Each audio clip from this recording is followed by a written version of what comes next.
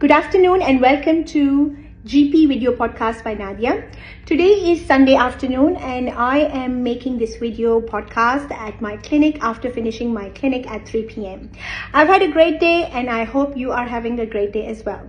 So yesterday we started talking about dementia and first of all we defined dementia, what is dementia, and then we also spoke about the risk. So I would just quickly want to repeat what I did yesterday for the people who haven't watched or who haven't listened to the video podcast yesterday. So 2 in every 100 people between the ages of 65 to 69 have dementia, and this risk only increases with the age, with every 5 years. So by the time we are 90, that risk has skyrocketed to 1 in 3. So at the age of 90, if there are 3 people in the 90s age group, one of them definitely has dementia. What is dementia?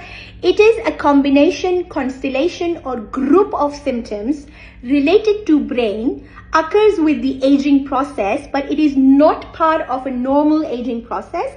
It is a disease, it is a combination of symptoms related to various diseases. So there are so many diseases which could be at the bottom of dementia. And the mainly what are the symptoms or what are the parts of the brain it affects is the part related to memory, part related to thinking, and part related to behavior. So memory, thinking process, and behavior are the first that gets lost with dementia. And the most common diseases at the end of at the bottom of these symptom constellation are Alzheimer's disease and vascular dementia, but there are so many other causes as well.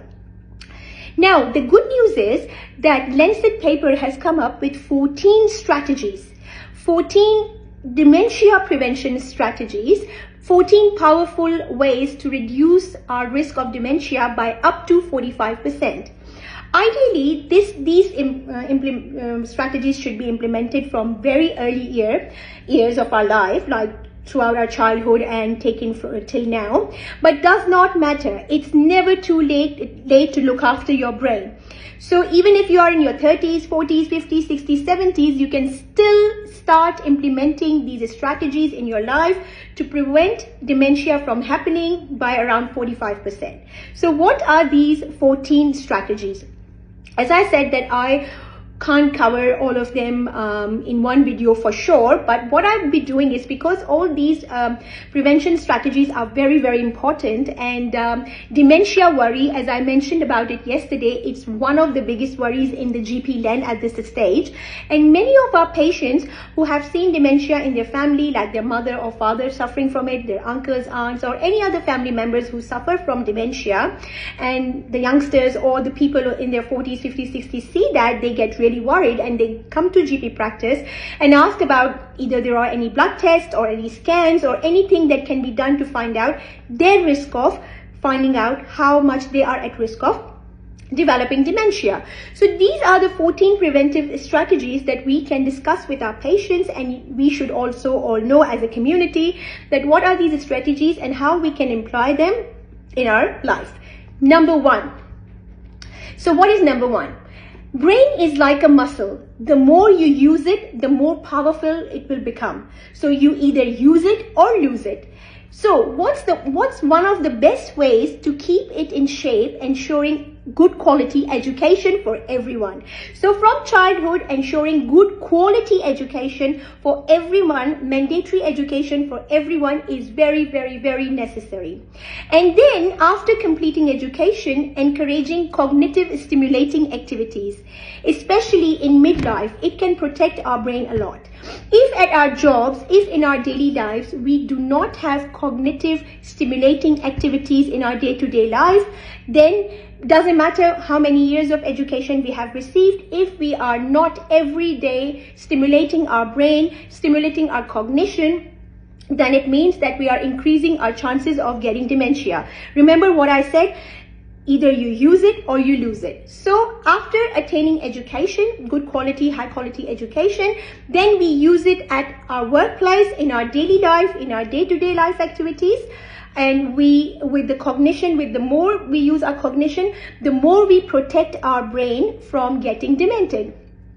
So as I said, especially in our midlife can protect our brain, but it's As I said, it's not just about how many years we spend in school. What really matters is the quality of education and how much critically we challenge our minds.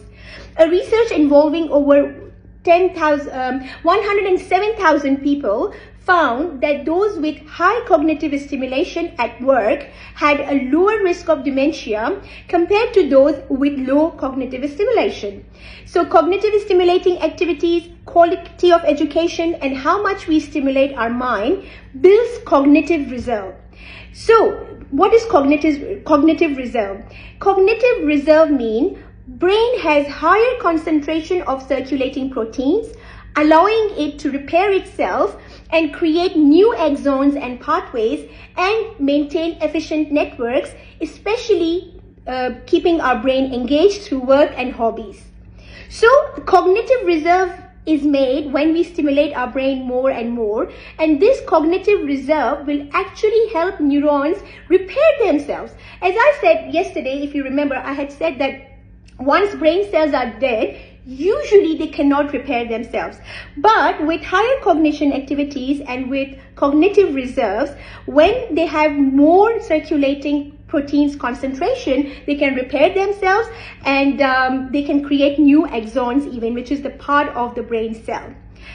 So this is the first strategy to prevent and lower the risks of dementia. So keep learning, stay curious, and challenge your mind. It is one of the best investments you can make for your long-term brain health. Use it or lose it. See you tomorrow.